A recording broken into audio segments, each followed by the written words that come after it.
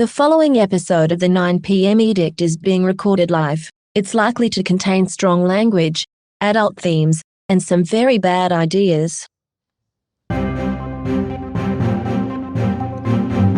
Saturday, the 29th of April, 2023. Welcome to the Royal Exhibition Hotel in Surry Hills, Sydney. Welcome to the first Public House Forum since the time, to 2018. Hello, I'm Stilgarian. This is the 9 p.m. Edict, and we are live. Hello everyone. Now I hope you'll keep the noise going for our special guests who in fact met each other on this very podcast back in 2016 on a rainy afternoon, much like this one, at the Hurstville Ritz Hotel. Very classy stuff. To my immediate left, it's cartoonist from the Sydney Morning Herald, friend of the pod, Cathy Wilcox. Cathy Wilcox! Hey! And to my far left, so to speak, thank you. That was the joke. Yep. Another great friend of the pod. You know him from ABC TV 7:30, from SBF TV's The Feed, from Pointless Australia. It's satirist and Australia's inaugural celebrity mastermind, Mark Humphries. Oh, thank you. Thank you, friends. Thank you. And over on my right, that fourth microphone, it's nothing to do with the man sitting next to it. We'll come back to that. Except they haven't turned up, have they? You can't see that they haven't turned up, so maybe that won't happen. Cathy, Mark, Hello. Welcome. Hello. Thank you for your time this afternoon again. It's fabulous. You both watch a lot of politics and do stuff in response to politics. We're 1 year into the Albanese Labor government. The federal budget is on the 9th of May, just 10 days away. How do you rate Albo's performance so far? Well, you first. well, no, you please, Me? ladies first. Okay. So you know how sometimes things are really bad and you get disappointed and stuff, and then you feel like you become inured to things being disappointed, and you just massage your expectations down, and that helps you to get through the next little period, and then something good happens for a little bit, and then like after 10 years or 9 years of really terrible government, then something new comes in, and you go, do I dare to? And then after a little while you go, no, I don't dare to. Some things, yes, there's some things good. There are some things good, but there's also some things not so good. Would you like to name some of the things good? Things good? Things Well, not good? Well, good on Albo for I should have thought about this, but good on Albo for having a go. setting. For having a go. It's the vibe. Is that what you're saying, Cathy? Is this the Good vibe? on him for getting the voice referendum happening. Yeah. In motion. We don't know how it's going to go, but that was a promise that he led us to believe he would be doing, and he has proceeded in good faith. I was reading a thing, though, from an American commentator who said that the voice will lead to communism. I'm really interested to look at all of the things in the past where things were predicted to be absolutely terrible, because I would like to recall on this occasion the fact that the same-sex marriage or marriage equality bill was going to lead to people marrying their pets. Yeah, And the Harbour Bridge, Erica Betts. Thank you very much. That's right, the Harbour Bridge. Quick, a round of applause for Erica Betts! former Senator Erica Betts. That didn't go down. That was ill-advised. So I like to listen to those, what could possibly happen if, and try and call up past examples of all those things that could possibly happen but actually never did, and we're in a particularly dense time of that. But talking about the voice might be time. We're in a dense time. A dense. I did a cartoon about it, I guess last year, shortly after the announcement that there was going to be when the statement that Albo made, where he said that we were going to pursue this, and it was at that. What was the name of the conference that he was at that was in Central Australia? Miss Pole Dance Australia. No. No. We'll go with that until we can fact check it. But I kind of, I did a cartoon about the fact that here we go, we're going to have this sort of, the balance on the television is going to be between good faith goodwill and bad faith sort of thing. That the proponents of bad faith arguments were going to be putting up their stuff as if it were an example of balanced debate, and we're totally watching that happen now. Oh yeah, Mark, you of course are completely free to say as an ABC contractor, employee, contractor. Contractor, yes. Contractor. Yeah. You still can't say anything because Jared Henderson will have a go at you, won't he? Don't get me started. I've only been mentioned once by Jared Henderson. It's it's weekly so sad. for me, but and I only make a sketch once a Of his fortnight. book. What was that? Oh yes. Yeah, yes. although he claims he didn't send it. Oh right. But I was named in his book of the media pile-on against George Pell, so that's kind of a badge of pride. Oh, excellent. I put it in the bin though. I didn't read it. Sad. Did he sign it? No. Oh, what a cunt. But yes, obviously, yes. Working for the ABC, I have no opinions about anything, federal politics whatsoever. But if I were forced to, yeah. Obviously, you don't have any opinions, but could you imagine someone else's opinion? Someone else's opinion. I mean, sure. if you talk someone to else people might say. with a similar background, what sort of things they might say. So people say, I've heard people say. I've heard people say. Yeah. I don't know. I feel like maybe is the honeymoon over? This is the week where maybe the honeymoon is starting to be wrapped up. I just felt like we're just so everyone, if you're keeping track at home, we're still talking about Albo, not the honeymoon with Jared Henderson. No, not my. Not the honeymoon post marrying the bridge, so I just think this week I've seen a lot more people sort of just testing the water, just going, how are we feeling? Are we happy with the situation here, or are we feeling a little bit disappointed? I think the job seeker thing in terms of having a panel, a government appointed panel, say this is not good enough, and then sort of noted, thank you. Yeah, in principle, yes, thank you. Your recommendations are noted. That's it, yeah. And but look, there have been some plus sides this week. Obviously, Prime Minister's going to Carl Sandilands' wedding. I think we're all excited about that. Yes. Carl Sandilands' wedding, everybody. That's it. Oh, we're all going, aren't we? We all got an invite? Yes. You're lost in the post, was yours? Oh, I'm sorry to hear that. I missed this missive, and so was Carl Sandilands not already married before? I don't know. Apparently, a new one. Or? Does anyone out there in the audience have like a count on anything? Carl Sandilands' marriage count? I do know that this marriage is with a woman who was until a certain point his personal assistant. Oh, okay. The radio station. Sure. That's how it works in radio still, and then I just warn you that's why you should keep on working solo here. I worked in radio for a long time, and I can say quite frankly, this did not happen to me, but then, oh God. I've just remembered a story which Australia's robust defamation laws prevent me from telling. Oh, boo. No. Only one of the people involved is dead. The other one isn't life support? she was quite a lot younger. Oh, okay. What? You can defame the dead one. I can defame the dead one, and no one will work out who the other person was. Maybe I should just kill the mics to the live stream. That's it. Yeah. No, it was back in Adelaide. None of you will know the people involved because you're here in Sydney. Can you tell the story without names? Can it just be what the nature of the anecdote was? Well, it was just one of the presenters at a random government-owned broadcaster in South Australia. Okay. Yeah. That did daily radio programs. One of the presenters who may or may not have, but he did. There was a technical producer. Oh God! I feel like you can't do this. That's fine. I'll let you go. I seriously I'll let can't you go. do this story. Okay, so go and speak to Still after the show, and he'll tell you the anecdote in person. Yes.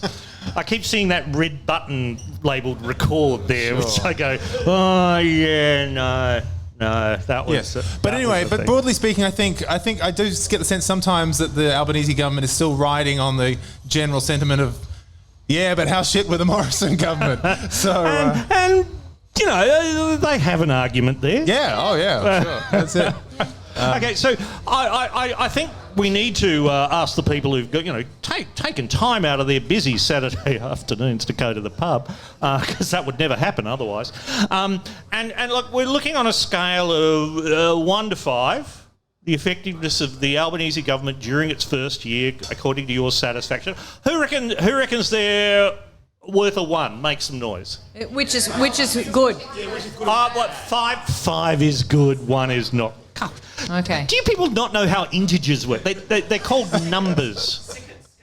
Sickles? Oh, for fuck's sake. Okay, we'll start again. 1 out of 5 for the Albanese government. Make some noise. Oh, okay. There's one person up the back who's no trouble. But that was Peter Dutton. Mr. Dutton, please. Sit I down. like how Peter Dutton has suddenly grown hair back. Oh. Okay. When do Scott Morrison's hair plugs kick in? Remember when everyone was obsessed saying, "Oh, he's got hair plugs." I'm waiting for those to kick in. Well, I have. You can see it in the photos. Oh, can you? Yeah. But then he'd appear and it would look just as sparse as ever. Exactly. I don't think he ever had them. I don't think he ever had him. I think that was a crock of shit. But anyway, Wait, we're still talking about. Let's get to his number hair. 2. Let's get to number 2. Let's get. For the Albanese government, rating 2 out of 5. Make some noise. Okay. Lady at the back, thank you. 3 out of 5. I think you can stop there. I think we've settled on 3. No, we mate. We're going to see it through. There's no point doing a joke unless you take it through. Oh, the sorry. Grim, bitter end Okay. of the joke. 4 out of 5 for the Albanese government. Make some noise. And I think we've covered everyone here, but in case there's anyone left, who reckons 5 out of 5 full marks Oh, my for the goodness. Albanese government? There you go. There we go. Yes. One gentleman in the non-grey jacket. Thank you. I don't know. Burgundy jacket. Thank you very much. Okay, well, the consensus there is 3 out of 5 for Albo. Okay. That's yeah. Yeah. I reckon that's in keeping with the massaging your expectations down. Not hoping for a messiah. That sounds dirtier than it should. I know. Massage your expectations down. I mean, just like in the privacy of your own home. Other things in the news this week, of course, were that famous Australian comedian and drag performer Barry Humphries died this week. Mark Humphries, any relation? There's a bombshell. No. No, I know that he's recently done just before he died, they did a Who Do You Think You Are? Did he? Which will air soon. Oh, that's not been on air Yes, yet. on SBS. There you Tuesday go. night. Thank you, Maria. And to the best of my knowledge, I'm not in it, so I'm suspecting that we're not related based on the fact that I never got a call about it. But, yeah. No, but Maybe he disowned you. well, it's possible. I think he is friends with, Australia's greatest satirist, Rowan Dean. And so it stands to reason.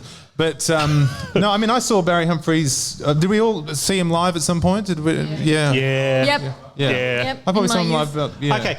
Can we do that same question again, but only people under the age of 40?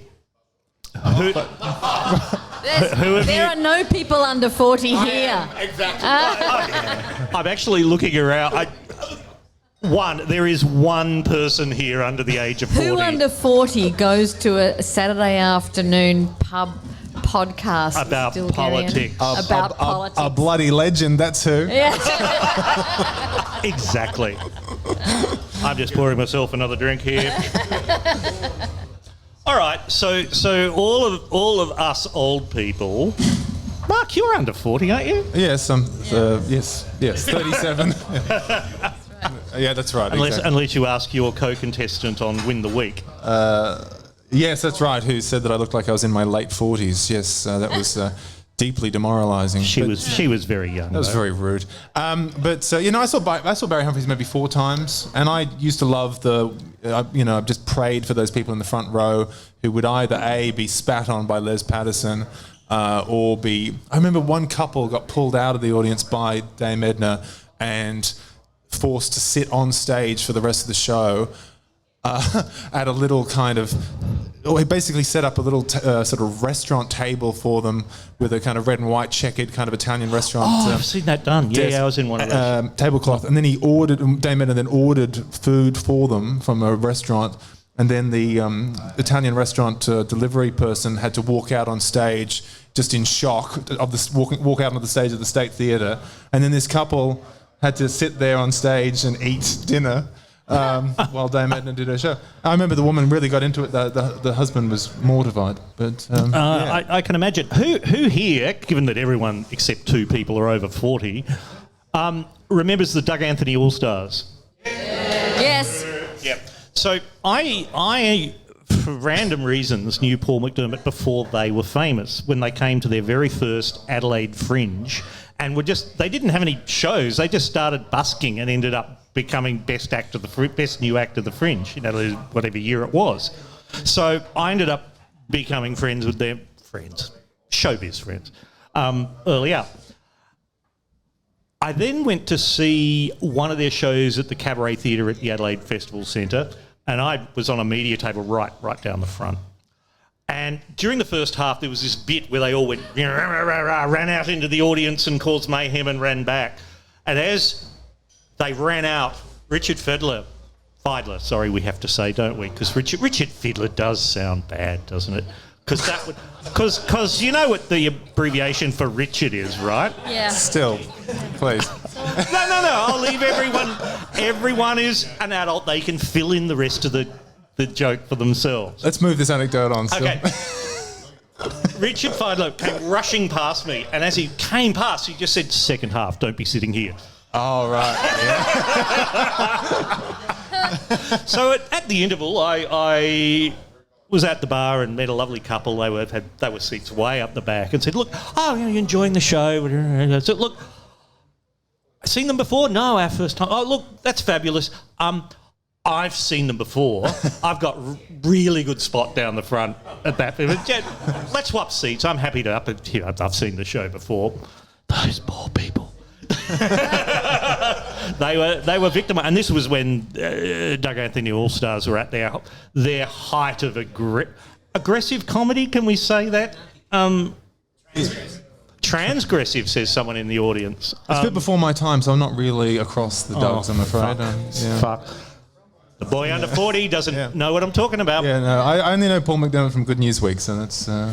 Fucking hell. Yeah. Do you know who Doug Anthony is? Do you know who Doug Anthony is the question from the audience. Was he a former MP, but I don't know to what that's the extent. Yeah, he was a National Party leader. Right. Yep. And Was he just unremarkable, was he? Is that the... it was more about the hairdo comment from the audience. The main deal was, of course, as National Party leader, he was Deputy Prime Minister during the Fraser government, I want to say. Yes, says people. Good, thank you. And he, in his role as acting Prime Minister, he did so from a caravan on his property down in the south of New South Wales somewhere. I don't know the exact details. Tweed. Oh, north. Thank you. Tweed Valley, north. Gosh. Yeah. I should be old enough to know all this, to be perfectly honest. I am that old. But thank you, everyone in the audience. This is really... Cheers for Doug Anthony, Deputy Prime Minister of Australia. But was the joke that he was utterly unremarkable, or was Yeah. he a character? Or? Yeah. That's why he needed an All-Stars team. He needed All-Stars because to hype him up, right? Yeah. Explaining the joke Comedy always was really helps. different those days. Yeah, the ABC paid for it for starters. Okay, moving on. A quick change of subject. Got to play the theme, right? That's the whole mock current affairs thing, which this isn't. As regular listeners to this podcast will know, Mr. Elon Musk is our patron cunt. And hasn't he been in the news recently? Now, maybe some people are sick of him, but he is the second richest man on the planet, at least at the time of recording, and that means he influences what happens in the world. We've seen things happen with Twitter. We've seen things happen with SpaceX. I pause while I look in the audience for the people who said they'd be here to join me for this segment, and they are not. That's really embarrassing. I'll name and shame them shortly. Sure. Yeah. So we're now your experts on the space program. Yeah. Look, fuck it. I'll say the names now. Rami Mandow, who's an astrophysicist and founder of media site spaceaustralia.com, and Dr. Alice Gorman, aka space archaeologist Dr. Space Junk, both friends of the pod. Both said they'd be here. Yeah. This is a great idea for talk shows, just announcing guests that aren't on the show. Yeah. Oh, well, who else isn't there? Shall I? It's a who's who. You don't? Oh, no, I won't. No, fuck it. I was really trying hard to get Nina Iyama on the show. Oh, yes. Yeah. So this was first scheduled for the 1st of April, and her excuse was her show at the Melbourne International Comedy Festival was that day. I was completely free for months. I had nothing on. Absolutely, you know. We were coming to you with dates. Yeah. And then when we moved it to today, the 29th of April, I said, I don't suppose. And he said, oh, no, I'm still away. And she works for money still. I think that's the thing. Yeah, I think that she's actually been doing really fabulous stuff. Yes, exactly. We wish her well. Yeah. I have just been very rude to someone I really like and would love to get on the podcast. Right. And from all accounts, she's a lovely human being. Yeah. I believe you know her, Mark. Yes. And does the dump button go back 3 minutes, or how long does it operate? Mate, if I hit this and then hit the format card button, we go back. We go back forever. My dad claims to be the first ABC presenter to have used the dump button on ABC Radio. He was hosting a program back in the 70s. It was a gardening program with Alan Seal. Does that name mean? That rings a bell. Alan Seal. Yes, he sounded Alan Seal. Even when my mother was at the late stages of dementia, I could walk most of the ABC radio audience, to be perfectly honest. Well, I could walk in to see her with some flowers, and because she loved the flowers, and I'd say, "Mum, there's some camellias for you," and she'd go, "Yes, camellias," because we always loved Alan Seal with his lace bugs and aphids and things like that, the little pests that get into the flowers in the garden. So, the word that... was just a joke on the Naked Vicar show. Well, the call from the audience was this was just a joke on the Naked Vicar show. No, this was definitely a thing. Yeah, whenever my dad tells this anecdote, which is often, the word he always uses with Alan Seal was secateurs. Secateurs was the thing, yeah. That was the famous one. So anyway, they're doing this. They're doing this, right? There is a point to this, and no, mate, there's no point to any of this. Let's be totally clear. Point less is over. This is now point. There's now point. And I see what you did there. Thank Excellent you. callback. Yeah, for long-time listeners. Anyway, so they had this gardening segment, and someone called in. People would call in with questions for Alan, and Saturday morning, 9 a.m. on ABC right? local radio. I used go. to 8 a.m. Sorry, 8 a.m. to 9 a.m. I used to occasionally produce the equivalent one in Adelaide. All right, okay. 8 a.m. to 9 a.m. Saturday mornings, gardening talkback, one of the highest ratings. I'm trying to remember the name of the guy we had on in Adelaide, but he was the head gardener for the Adelaide Botanic Gardens. Okay, it was a separate name to the previous anecdote, theme. hopefully. Yeah, different name. Okay. Oh, shit. Back to us. I'm going to condense this anecdote now. So anyway, basically, someone calls in and they say, "Oh yes, I've got a question for Alan about I live near. I'm trying to grow marijuana, but my fence only goes so high, and I'm concerned about the coppers looking over the fence. So do you have any advice is there any way to basically bonsai a marijuana plant? Because I'm looking to restrict the height without affecting the yield." And apparently actually, that should work. Yeah, apparently Alan Seal just sort of froze up, and my dad just had to dump that. So that was the end of that. That's a shame, because there's actually some, and I know from my time producing the Adelaide equivalent to this show, is that there are things you can actually do. Okay, so 40 years later, here is the answer to the question. No, I can't remember the answer, but I do remember. This is fabulous. I'm going to tell the fucking story anyway. We had a competition, and it was unfortunately after another presenter at the ABC had screwed us being able to get gifts to give away as prizes that weren't ABC things. Oh yes. Well, I mean, Dan Illich often jokes that his early payments when he worked for Andrew Denton was transcripts from Enough Rope. That's what he was paid in. Yeah. Well, this was and it happened because it was a radio presenter in Adelaide, and I won't say which one, but it was with the ABC, and he'd been getting on James Strong, who was then head of Qantas, to talk about various things in the that were happening in travel and whatever, and he was getting really quite good deals from Qantas and free flights and other things in exchange for that.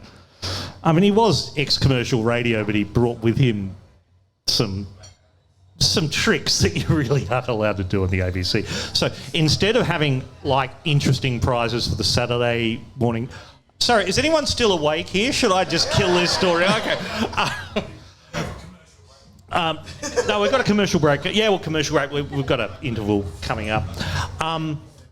We gave away as the prize him plus the presenter plus me a full day Saturday labour in your garden.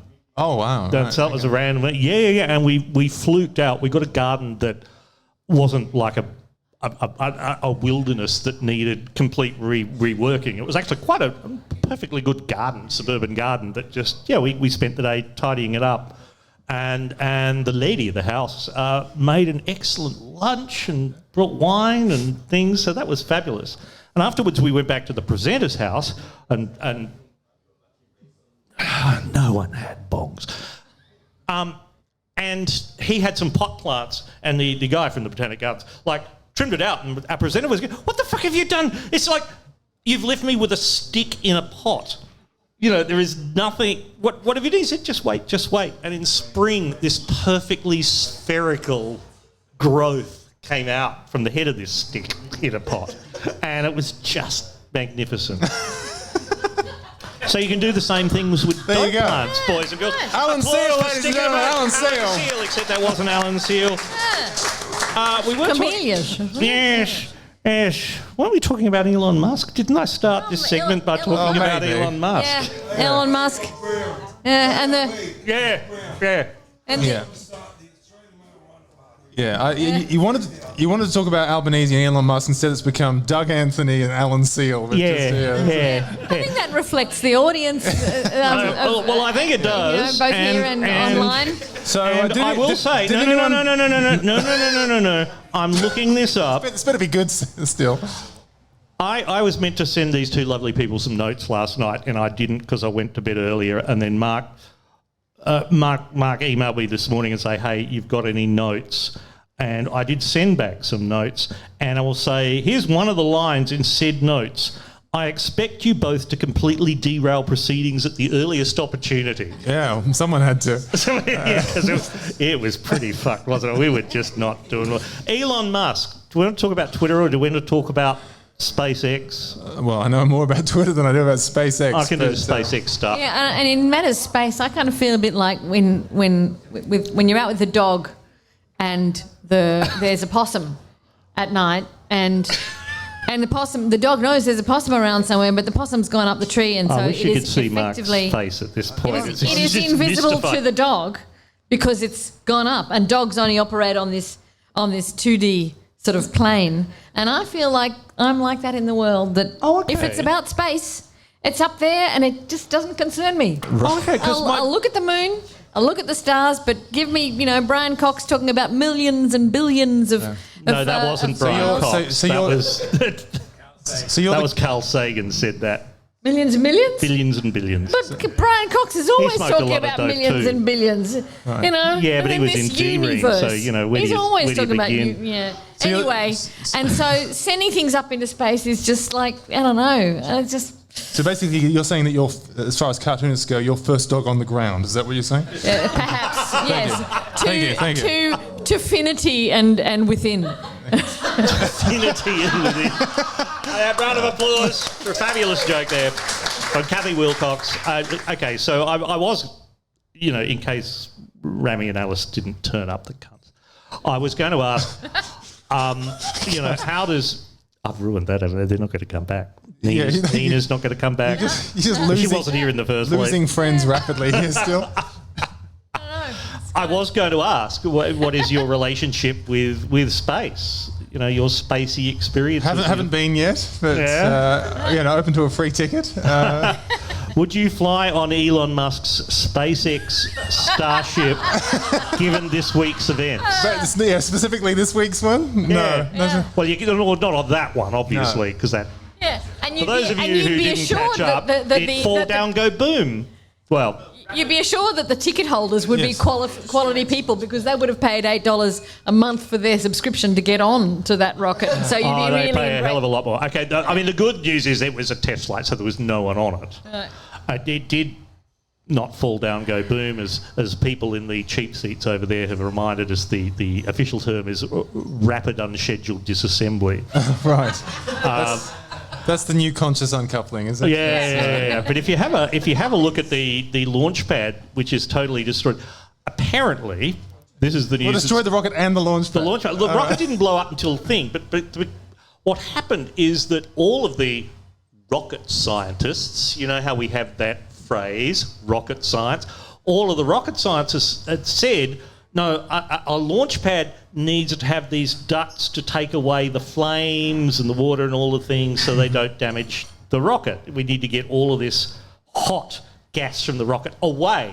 And Musk had apparently said, no, we don't need all that stuff or whatever. So what happened is when the rocket took off, it completely destroyed the launch pad beneath it because there was nothing to take away the flames and the blast and whatever, which then damaged the rocket itself. So when it came to separating the first stage from the second, it didn't correctly. So that spoils the excuse that was given that it wasn't a complete failure because there are always things learned from failure. But the thing was true. The thing learned was if we'd done what the experts said we should have done, it might have worked. Yeah. Which is something you could have foreseen, probably. Yeah, because it's not rocket science, is it?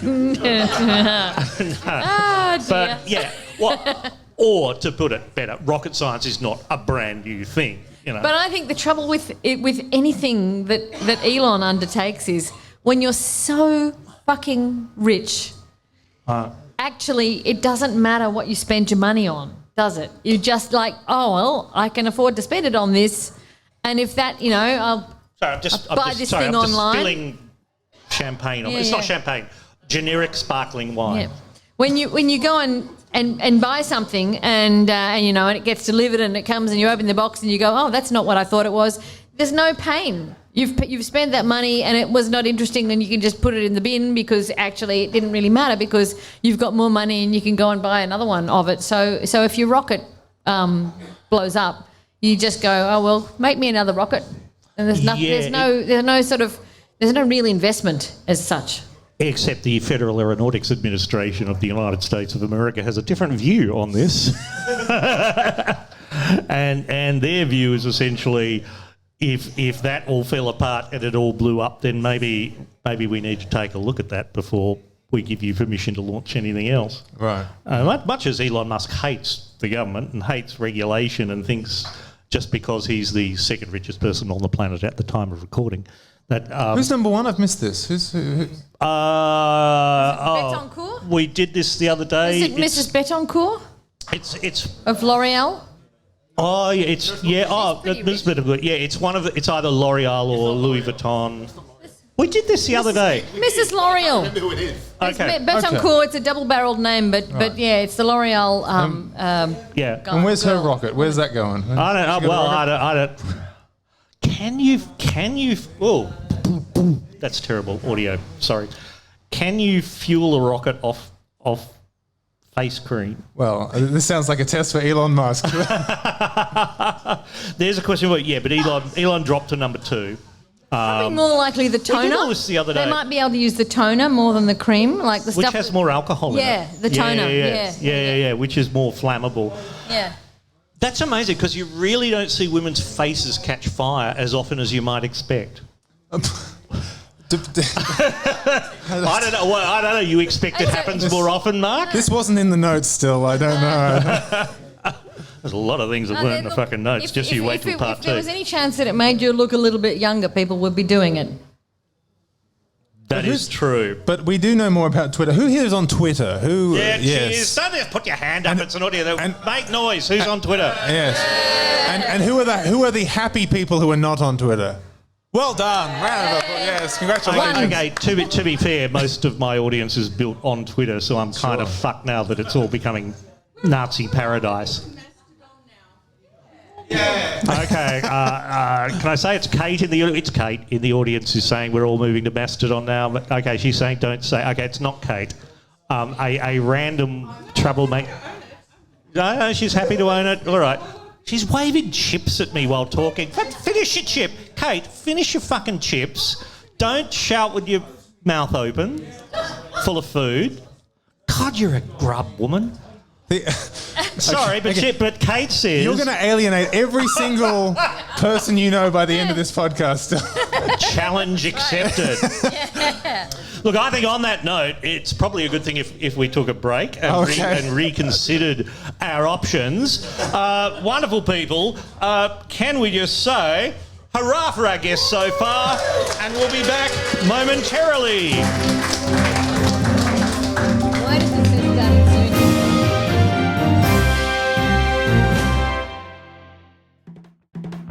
Yes, this is the housekeeping segment, the intermission, where we refill our guests' drinks and tell you what's coming up. You should probably go and refill your drinks too. Hey, if you're new to this podcast, please subscribe in your podcast platform of choice. You know the usual things the podcast producers tell you to do.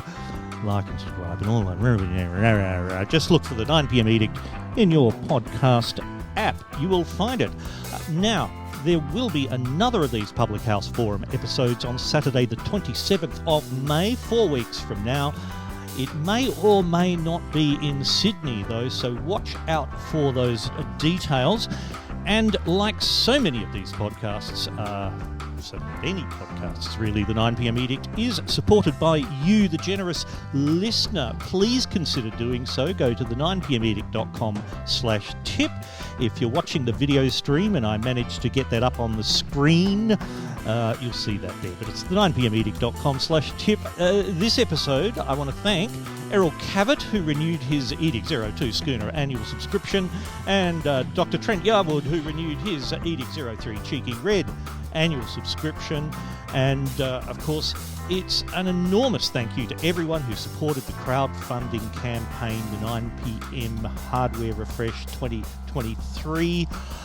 That campaign paid for so much of the equipment used to create this podcast, including the MacBook Pro, the Sony ZV-E10 camera, much more.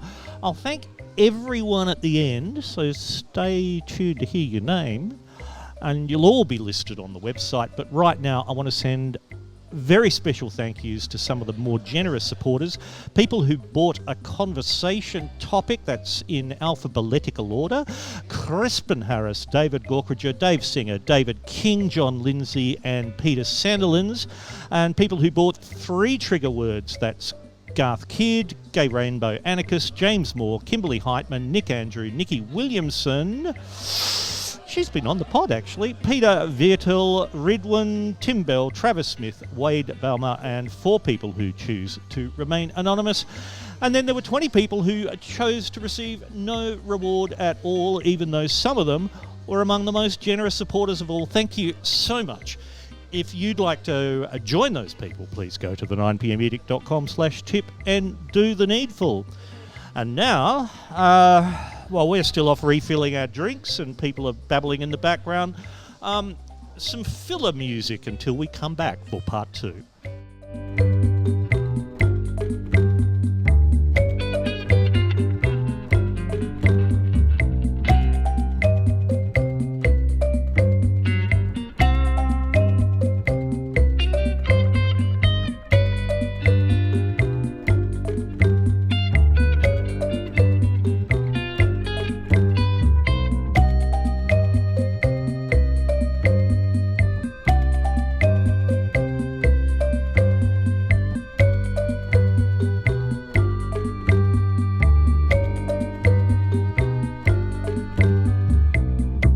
of course, don't forget to go to the Royal Exhibition Hotel in Surry Hills, Sydney. The Royal Exhibition Hotel. The Royal Exhibition Hotel. The Royal Exhibition Hotel.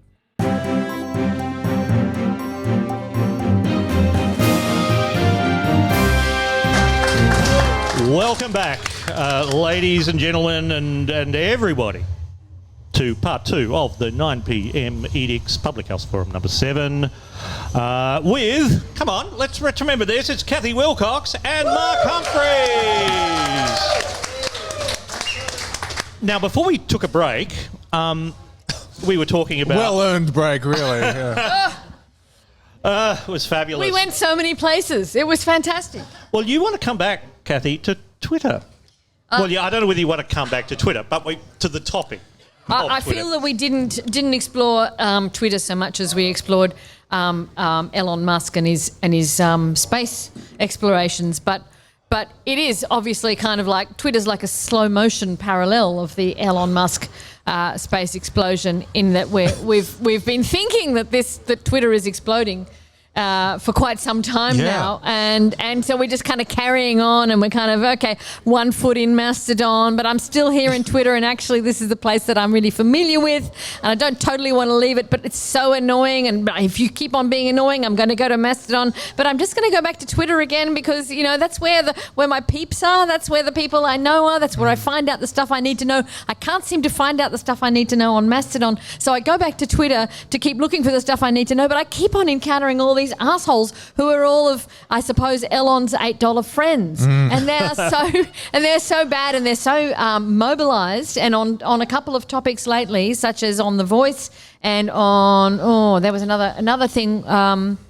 No, sorry, short-term memory. But where on everything really. On everything, there is a mobilised opposition that I've never seen before on Twitter that rises up and kind of, you know, answers like a troll. And you think, how on earth have they happened upon my thread, except that they're doing this deliberately, and they're put here on purpose to actually track down keywords and fight back about it. And so there's a lot of time wasters and a lot of it's dickhead central there, really. Well, indeed, and the algorithm, the algorithm, or the algorithm, one of the famous jazz bands of the 21st century.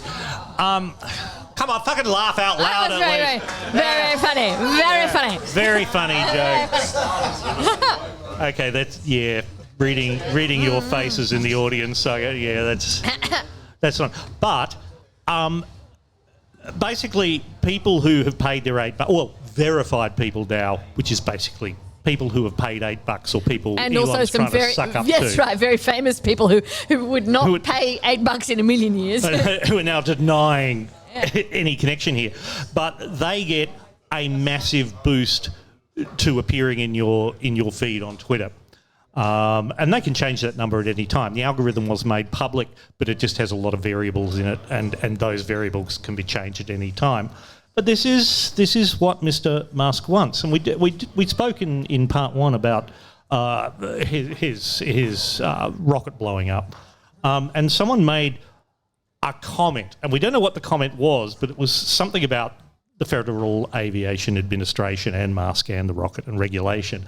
But Musk was so annoyed, he didn't block that person. He actually deleted the tweet. Oh. He now used his ability as the owner of the platform to delete the tweet. Now, in fact, I would really be happy if $8 gave me the right to delete other people's tweets. Yeah. I would pay. Okay, I'm with that, but the person who did tweet that originally said, okay, that is a thing that happened. Mr. Musk owns the platform. He decided whether or not my thing should be published. That's no different. Vladimir Putin owns Russia, and he gets to decide what news gets put in the. Well, that's exactly right. Yeah. That is absolutely correct, and it's the same thing, and we're all happy with that. Yeah. So just when he deletes you, it happens out a window. But I don't know what it is about Windows in Russia, but they really do need to fix this. Yeah, don't no, they? my husband's an architect, and I think the regulations, the building regulations there are really terrible. Those windows sort of just fly over when any kind of a dissident or opposing politician approaches them, and yeah. Well, the point and also they make the floors the ground too low in comparison to the windows. I know, too. Cathy. It's just they always put the ground like 5 or 6 stories down from the windows. Yeah. That's just asking for trouble. Yeah.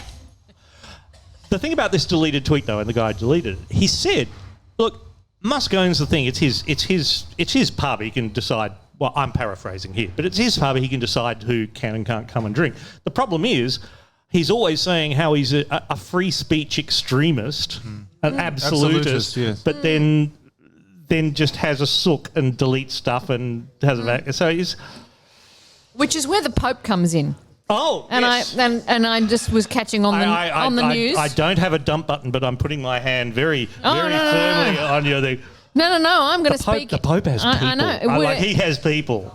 He has people. No. I was thinking rather that I don't normally pay attention to what the Pope says, but apparently he was in Hungary and he's a little bit unhappy. I suppose I'm not quite sure how he feels about Viktor Orban and everything. I can't imagine how a Pope who's been quite forceful on human rights and things feels about the current leader of Hungary. But he said something to the effect of, and I was probably looking at my map at the time, and so I probably wasn't paying total attention to it. But it was to the effect that we are going through a time of that it's like being the world is run by belligerent adolescents.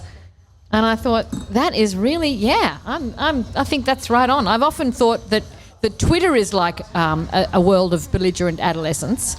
And Trump elevated belligerent adolescents or even belligerent toddlers to a great height, and I think that's that's quite the observation. Belligerent adolescents rule, and I think the only solution is to become one. Oh, okay. Well, I just love that. How do you become an adolescent? Well. You got to ask Benjamin Button. I don't know, but I love that Twitter Blue is supposed to prioritise quality conversations. Isn't that the thing that was? That's the phrase now. Yes. That yes, if you pay your $8, it will prioritise quality conversations. Still waiting to see one of these quality conversations that these $8, because that's the dreadful thing is that whatever topic or tweet you click on, everything that is elevated in the responses is some $8 paying, Elon Musk loving, fuckhead. And it's... Notice here, ladies and gentlemen, Mark Humphries said the word fuckhead. I said fuckhead, He said worse things on this podcast before. I have. Anyway, so I thought we were allowed to. Yeah. Say what you like. Anyway, it ain't what it used to be. I don't have any assets. They're screwed anyway. You're learning about Twitter Blue now. Yeah. Here we go. Blah, blah. You looking it up too? No. I'm asking ChatGPT to write some offers questions early for the next access to segment. select features like edit tweet, but it doesn't say that you can edit other people's edit tweet. That's the thing that's losing it with me. Features. Customize their Twitter experience. This is very interesting. Listening to me read the internet. Designed to help personalise Twitter and give early access to our newest feature before they're available to everyone. Like, how adolescent belligerent is that, wanting to have something before other people? On the other hand, have you seen the queues outside an Apple store when a new iPhone comes out? Yeah. Like the same... Yes, random person in the audience, they still do that. It's like the same phone will be available the day after, or you can order it online and they will send it to you. You don't have to sit out there like a cheap... Yep. Back in our day. More things I don't understand about the world. There's so much I don't understand. Like wanting to know something before other people. Oh, yeah. I have asked ChatGPT to write 5 questions to ask you. They're fabulous. I will get to that. But... Okay. Regular listeners to the podcast will know that this is not the glass jar of transparency, because that's at home. This is the Chemist Warehouse plastic bag of translucency. Round of applause for the Chemist Warehouse bag of translucency. Are they sponsoring you? No, I shouldn't I? I should. Yeah. Yeah. You know, like we could get fancier drinks for that. Yeah. Yeah, because this is the house sparkling wine. Ah. Yeah. But in this bag, I do have a script for this. I know what it is. In this bag. Yeah. So Taxi! For those who are only getting audio here, Still's words. His pills are just kicking in. Yes, fell out of his plastic bag, and then a wine glass was dropped. So there we go. You got the words now, Still? Yep. No, I know them there. In the plastic bag of the Chemist Warehouse plastic bag of translucency, there are folded up pieces of paper. Each piece of paper has a word written on it, which has been paid for by one of the podcast supporters. $8? Oh, no. What's the rate? Shitload more than that. Oh, okay. All right. $50, I think. Okay. Is it 50? I think it's 50. Wow. Okay, Yeah. Yeah, sure. yeah. Go on. In the hope that we'll get some conversation out of it. Cost of Okay. living. Okay. Cathy, you can draw one out. Okay. And hand it back, because you may not be able to read my writing or pronounce. Oh, I got too many. Too many. Yeah, here we Yep, just go. the one. Just the one, please. Just the one. Can you? All right. Do I read the name of the person? John if Lawrence. you can read John Lawrence, I yes. assume is the person who has written it. Firming strategy. Firming strategy. Firming strategy. Do you think firming strategy is like, are we A using? gentleman's product. Is it a firming strategy? That's right. Or is it are we firming our strategy? May I look at that, Cathy? 'Cause what is it? No. It says firming strategy. Is John Lawrence here? No, he's in Canberra. All right. Can he just call in right now and explain what the hell he's on about there? I haven't. Maybe. I mean, firming muscle tone. Mark, you're a pretty stacked and fit guy. What are your secrets? He's weedy. He's like a chicken.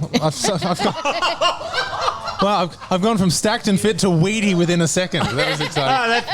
That's the kind of Yes. dynamic action you can expect on this podcast. Yeah, because it's a podcast and you can't see that he's actually stacked and fit.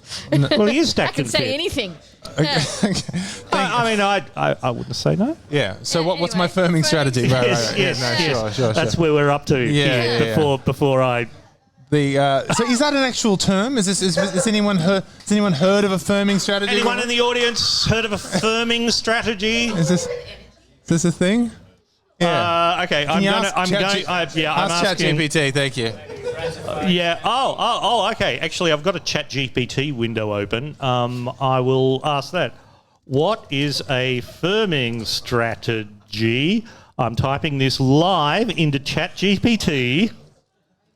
Artificial intelligence. Because I'm ladies and wondering if gentlemen. it's one of those things where when you don't know if something is a verb or a noun, and they use it in headlines. Oh, well, here we go. here we A firming strategy, according to a language model which has no concept of knowledge, truth, or anything, is a business plan or approach that a company uses to increase its financial stability, profitability, and competitiveness. The main goal of a firming strategy is to make a company's operations more efficient and effective, reduce costs, increase revenue, and So if you were to use it in a and sentence, then it says the same thing in 3 paragraphs. right. So if you were to but say it in a different words. sentence, you would say Elon Musk does not have a firming strategy. Is that what you would say? He's dissolved his firming He's strategy. dissolved his firming strategy from the back. Limping strategy. a flaccid strategy. Flaccid has gone limp. Yes. Let's have another one. Yeah. Sorry, John. I'll buy you a drink Thank or you, something. John Lawrence. Okay. Thank you also to Cathy Wilcox for taking over after the awkward and terribly. Now, Somebody had to. this one is also from John Lawrence. So can I pick another one? Okay. Yeah. Sorry, John. Too many. Yeah. Unless that means something to you. Yeah. You can read it out, say what it was. James Sutton, the man with the tattooed face. Does anyone know about James Sutton, the man with the tattooed face? This is Okay, not I'll from- come back to that on another podcast. You know about- Is you know I know about about that. Okay. Yeah. Oh, thank you, Cathy. Here, have a fresh It's one. Okay. James Sutton's basically a bloke whose face was totally tattooed with, shall we say, fairly confronting tattoos, and then he was complaining that he keeps getting kind of harassed by the police. Oh, right. You know, I they think I've always had that assume discussion with that my dad about 40 years ago. when you had your confronting tattoos. Just that discussion about whether whether having a tattoo makes people prejudiced against you, or whether you're, trying to say something to the world anyway. So. Which shouldn't happen, but we all know it's going to happen. So, yeah. Okay, what have you got there, Mark? Okay, well, does this say Reuben Shade? Is that what it says? Reuben Shader, I would pronounce that. Yeah. All right, let's hear it for Farmers Union Iced Coffee. Hey! There we go. Yeah. Okay. I like those fancy ones. Who here doesn't know what South that Australia. means? South Australian. Who here is from South Australia? Represent. Oh, there's one. And Garth. me. Garth. Come on. There's someone hiding there who I know is from South Australia who did not own it. No, don't turn around and imagine it's someone else I'm talking about, Mark. Hi.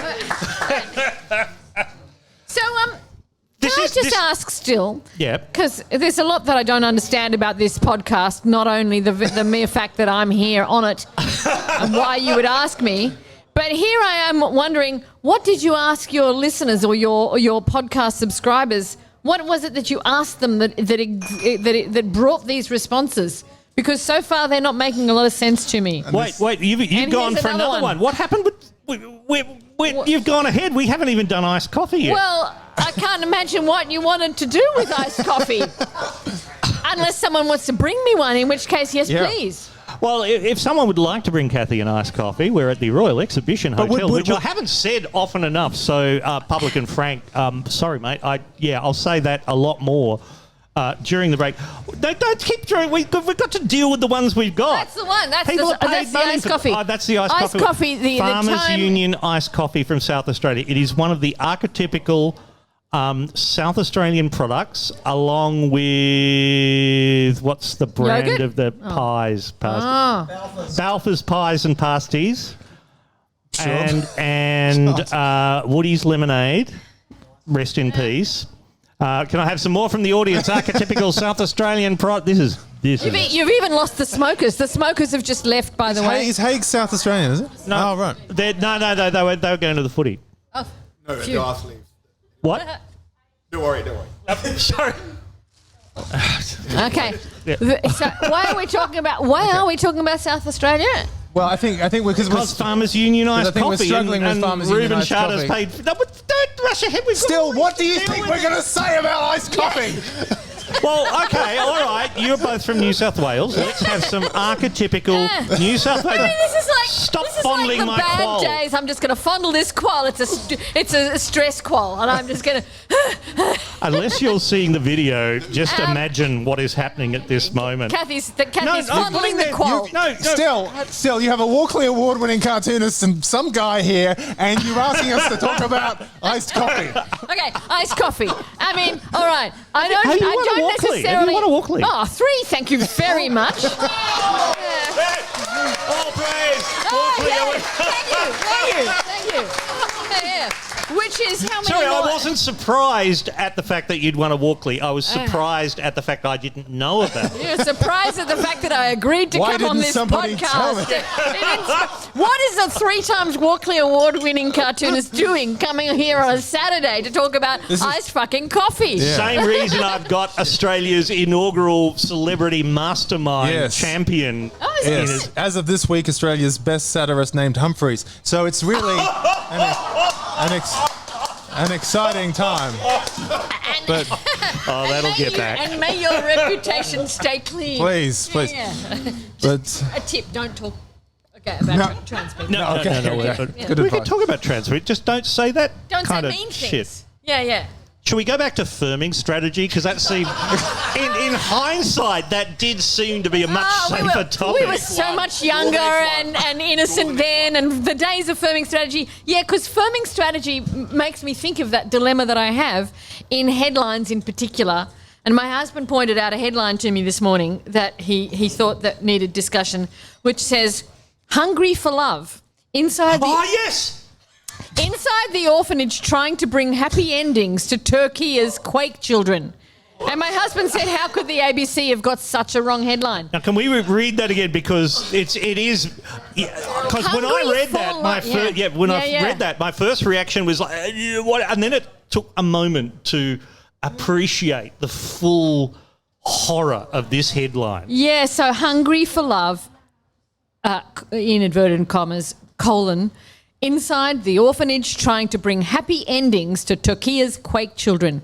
And we're a little bit worried that the people writing the headlines don't understand anything or else that it's, ChatGPT that's doing the headlines. And that is why firming strategy gives me the same heebie-jeebies. And also any headline, do you ever look at headlines and they're just a bunch of words and you have to read them several times over to know what they're saying, because they do that thing of using nouns as verbs and things like that. And the one that really gets me is dogs. And so you've got bestiality, scandal, dogs, Rabbitoh's front rower or something like that. And you're going, where is the dog in this story? I'm not sure. Well, there's actually a technical term for that, which is crash blossom. Ah, okay. And I need to find the exact one which created this. Excuse me while I just use the Google. But a crash blossom is a headline that's ambiguous because of its wording and punctuation. And where is... Oh, come on, it's got a name. There was a classic one that began, and now you're not telling me what it is. I will find it in a minute. But, yes, that's very... Well, that's not so much a crash blossom. Firming strategy. A firming strategy. Fuck this. Let's go to... I'm opening a new one. No, you're not. Hang on. You got questions from ChatGPT? Is that what we're doing? Yeah. Okay. I'm going to play the thing and then we'll do... Play the thing.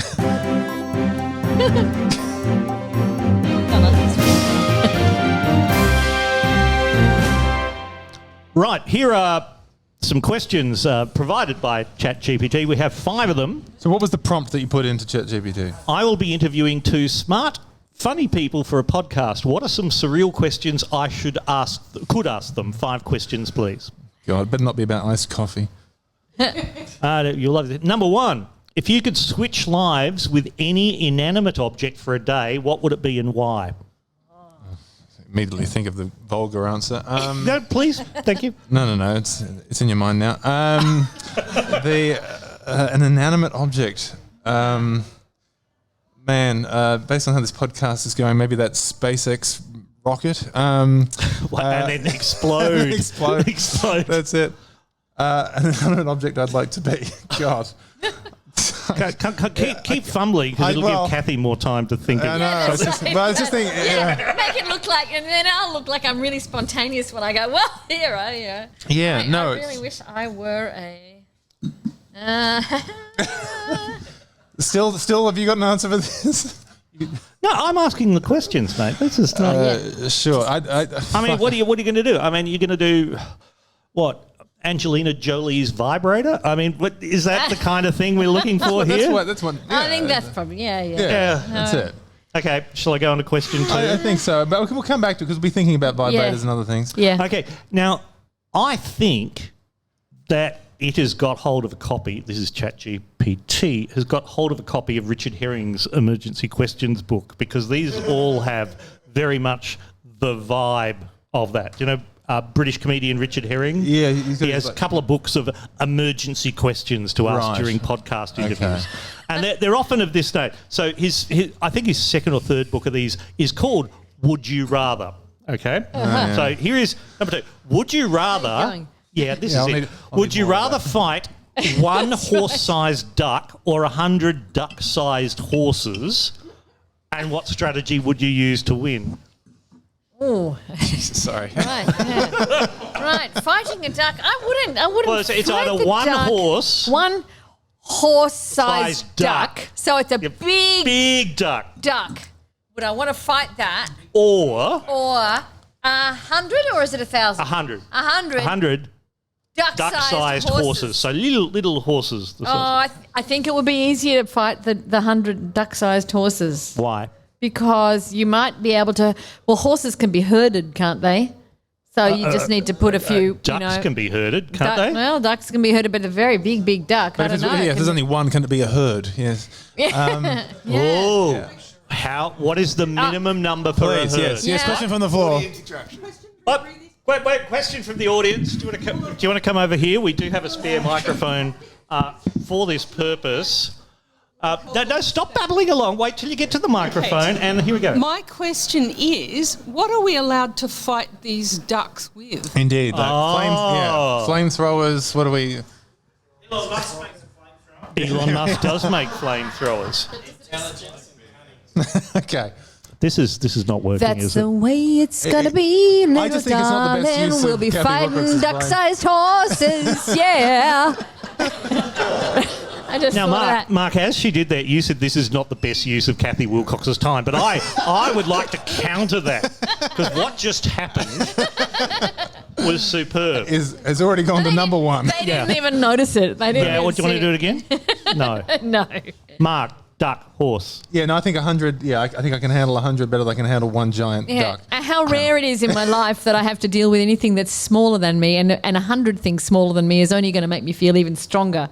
Whereas one very large duck will intimidate me. And possibly step on me. And I've always been afraid of things that are larger than me, especially German and Dutch backpackers when travelling in my 20s. They were always much bigger than me. Where that was going for a moment. German and Dutch backpackers, they would back into me and step on me and stuff like that in transit and.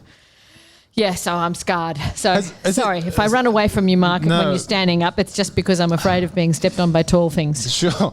On a tangent, has anyone played around with ChatGPT? Has anyone used it and asked it anything? Yeah. Yeah. What sort of things have you asked it? Oh, God, he said. Did it have an answer to that? Well, we have mics up here. He doesn't have a microphone, so I'm going to be repeating. If anyone remembers the question, do you remember what you've asked ChatGPT?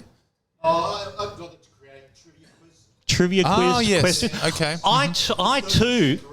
30% correct. Yeah, I too asked ChatGPT to write some trivia questions, and they were just wrong. Oh, really? You know, it came back with grammatically correct, but completely wrong answers. I asked it to write a Logie's monologue. I asked it to see what would if it were hosting the Logies, what would its opening monologue be? Yeah. And there were about 3 jokes in there that I swear are as good as, if not better than, anything that's been on the Logies in the last 20 years. I was genuinely... That's saying something. It says more about the Logies than it does about ChatGPT. But I was impressed. Okay. Yeah. I think it's all right. Well, let's move on to question 3. If you were a character in a video game, what would your special power be and what would be your ultimate boss battle? I should have sent these to you in advance. So people do know that most of those TV panel shows where they do this, in most of them, everyone sent the questions in advance. Yeah, this is why. Yeah.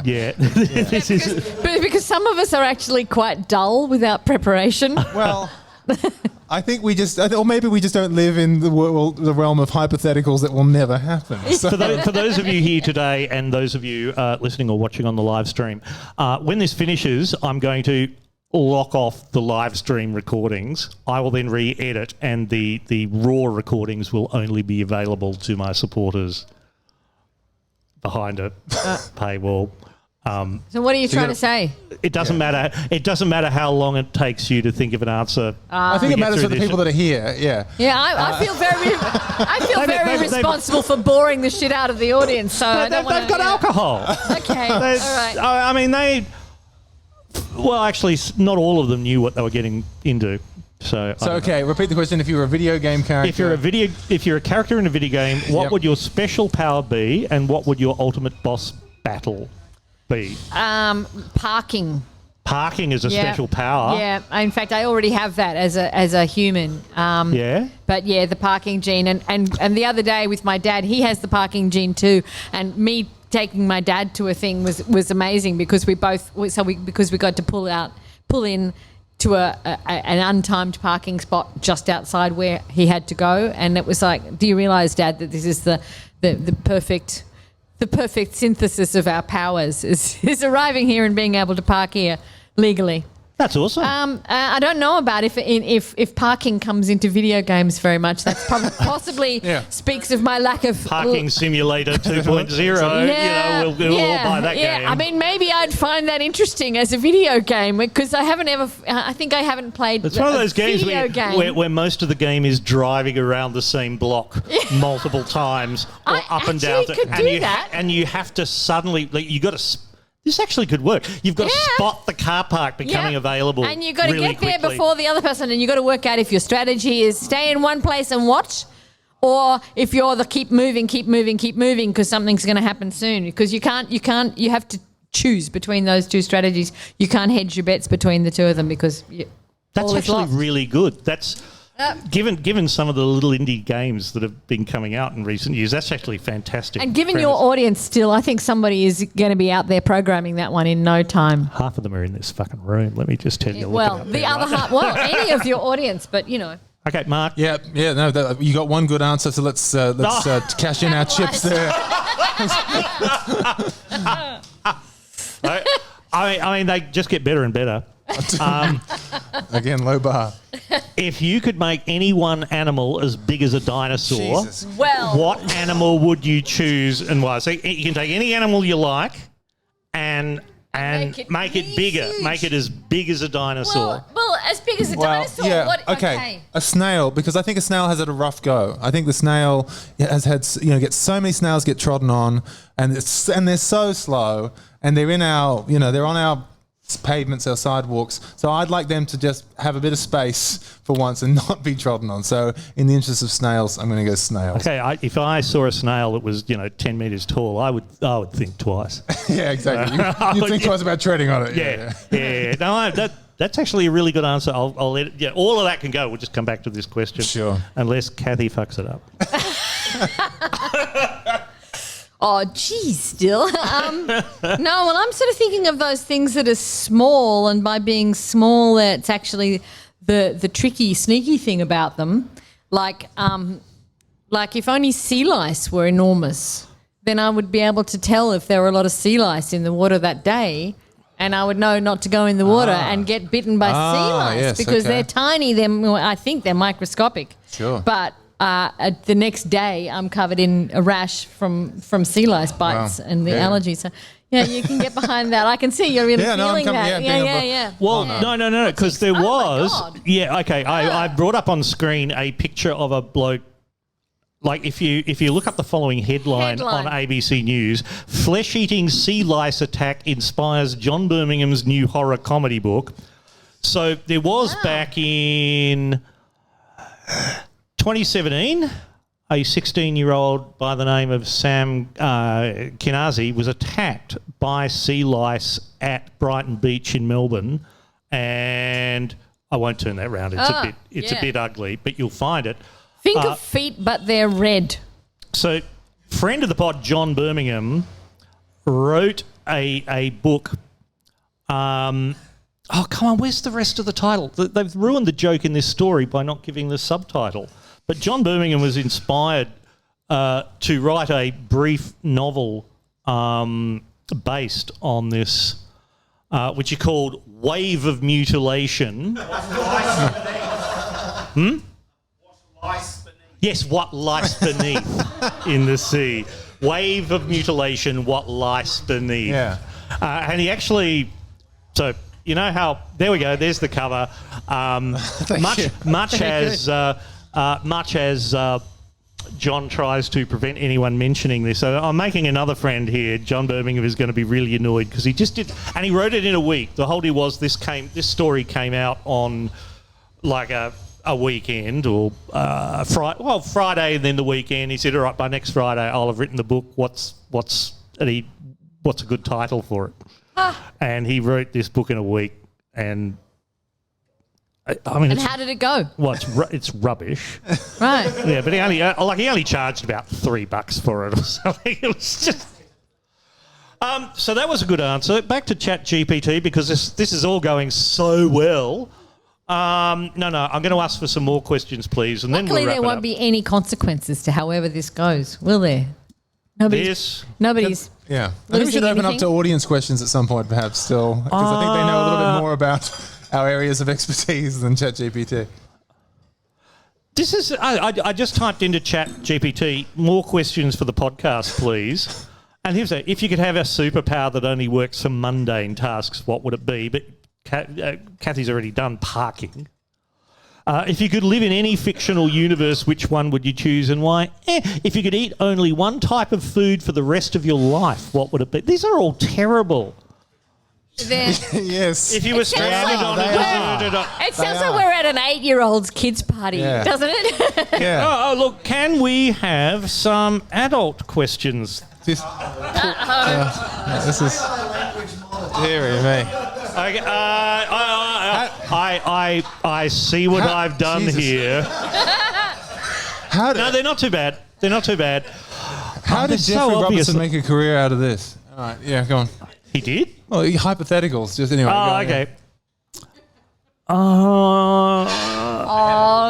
Yes, schmaltz. please. Right, we have an audience question. Thank God. Yay. Please come to the microphone and get in nice and close.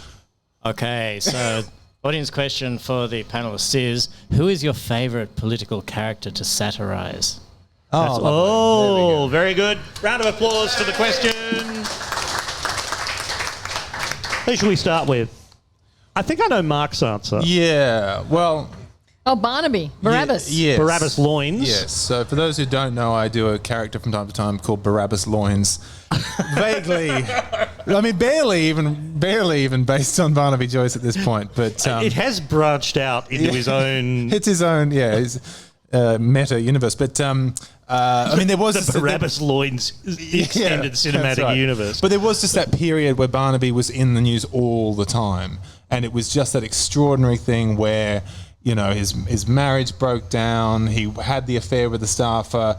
They had a baby. He questioned whether he was the father of the baby. They went on Channel 7 and did a tell-all interview about it. It was just to respect their privacy. To respect their privacy. That's exactly right. And so that was just a golden age.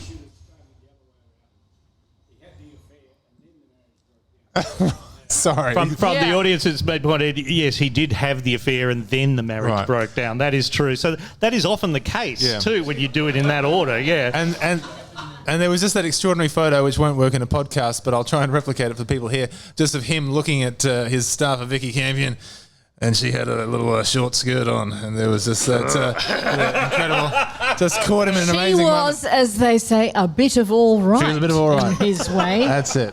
And so Barnaby, I mean, there are people who I sort of am amused by, like in the Labor Party, Andrew Lee is someone who I find quite interesting. I'm not sure I to Andrew Lee. satirise? Well, not so much. I just think he's just someone to keep an eye on. I just think he's interesting.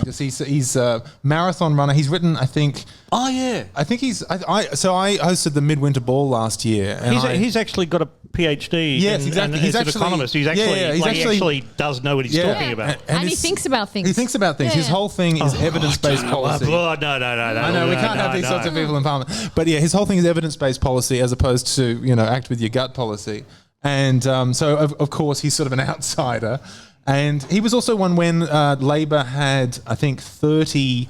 They could only afford to pay 30 shadow ministers, but they had 31 roles to fill. And he was the one who put his hand up and said, "I won't take a pay rise, but I'll do the job." So he is. I think he might have integrity. I don't know. Yeah. That's it. Yeah. 3 out of 5. He's 3. Yeah. I now remember I have actually met him at a thing in Melbourne. Yeah. I've been interviewed by him on his podcast still. Yeah. It'd be amazing how prepared the questions were too.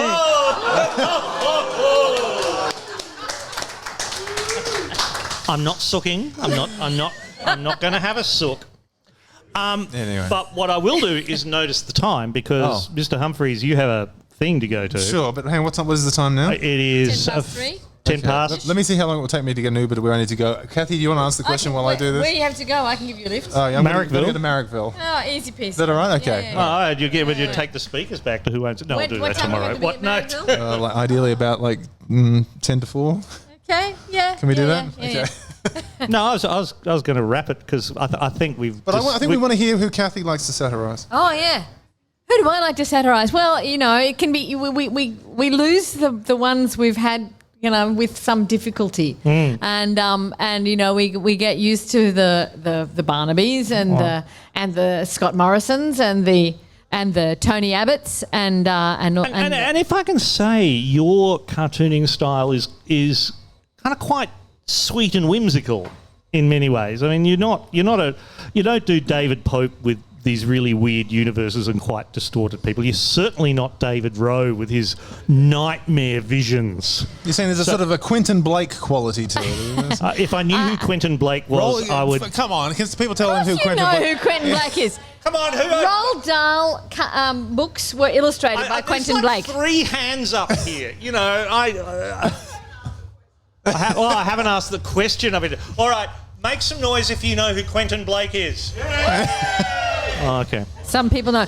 Anyway, well, maybe, I don't know. Here was a criticism from my son the other day, who is occasionally a person I consult with the cartoon idea to say, do you think this works okay? And the feedback after I did a cartoon of Rupert Murdoch and Tucker Carlson and who's the other guy? Sean Hannity. Sean Hannity. Sean I was going to say the blocky-shaped guy. He's sort of blockish. But I had Rupert at the table, and Rupert is telling them that, well, just as well we took the strategy we did of denying the election because, the audience that we kept there means that we can afford to pay off Dominion for it was like it was a business strategy. Was it a firming strategy? It could have been a firming strategy. We'll be using firming. I'll try and work firming strategy into a cartoon in the next little while. In the next 14 years. If you do it within the next 6 months, I'll send you a case of wine. Excellent. Okay, I'll see what I can do. So anyway, the critique from my son of my drawing of Rupert Murdoch that he was not sufficiently scrotal.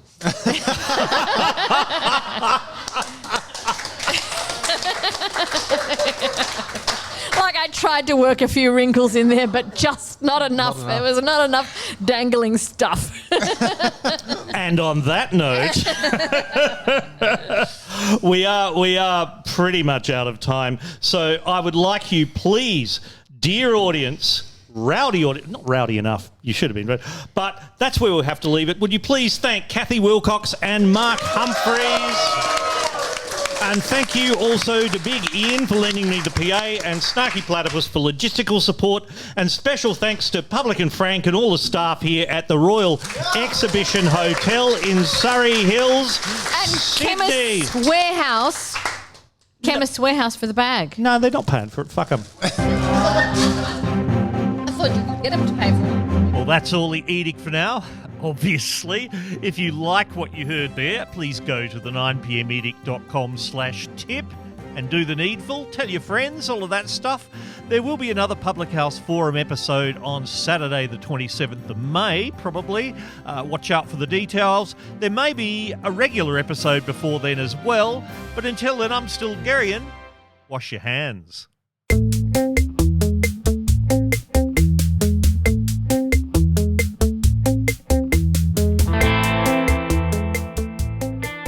I'm not gone yet. Before we go, and another enormous thank you to everyone who supported the crowdfunding campaign, the 9pm Hardware Refresh 2023. As I said before, this campaign paid for so much of the equipment I used to create this podcast and many other things. Now, I've mentioned some of you wonderful people already. Here's a few more. There's 10 people who contributed a basic tip. You're listed on the website, you know who you are. There's a whole bunch of people who contributed a slightly less basic tip in order d'alphabet.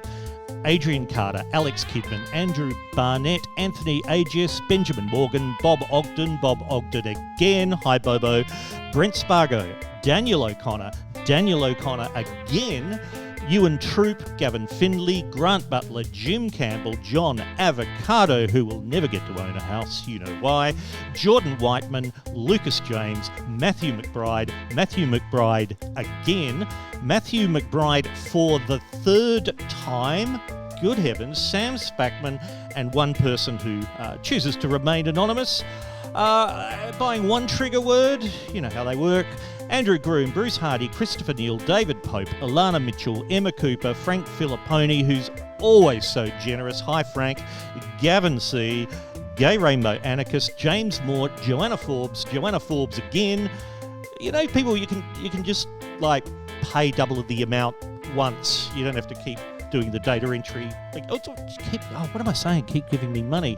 Where were we up to? Jonathan Ferguson, Joop de Wit, Lindsay Evans, Mark Newton, Martin English, Michael Cordova, Michael Keating, Michael Strasser, Oliver Townsend, Paris Lord, Paul Williams, Peter Blakely, Peter McCrudden, Peter Wickens, Rick Heyman, Rowan Pierce, Tim Johns, and 4 people who choose to remain anonymous. And finally, a new category I threw in recently, people who bought a personalised audio message. Folks, get in touch with me. I'll do the needful. Benno Rice, Mart Arkell, Peter Blakely, Sil Mobile, and one person who chooses to remain anonymous. If you'd like to join those people and support this, the most excellent podcast in the history of the universe, you know what to do. Go to the 9pmedict.com/tip, the 9pmedict.com/tip. Bye. That's the way it's gonna be, little darling. We'll be fighting duck-sized horses, yeah. I just thought of that. The 9pm Edict is a Skank Media production. Sorry.